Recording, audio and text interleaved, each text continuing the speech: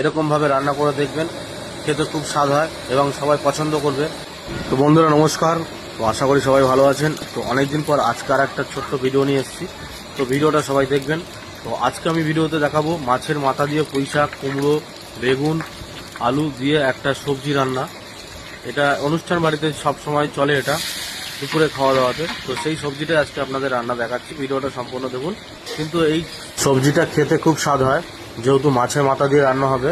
তো ভিডিওটা দেখুন।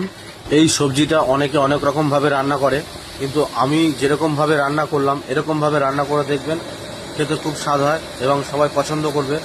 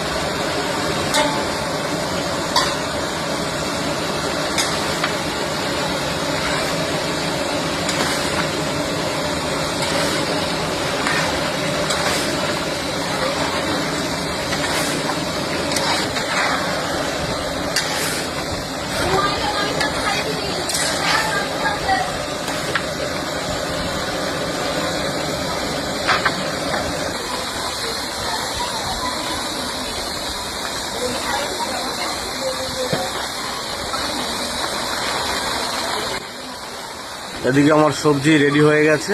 এখন উপর থেকে গুঁড়ো গরম মশলা আর কিছুটা ঘি দিয়ে দিলাম। তো এখন এটাকে বন্ধ করে দেবো, না বন্ধ করে দিয়ে একটা টপে খালি করে নেবো। তো ভিডিওটা যদি ভালো লাগে সবার মাঝে ছড়িয়ে দেবেন। দেখা হবে পরের ভিডিওতে। ভালো থাকবেন সবাই।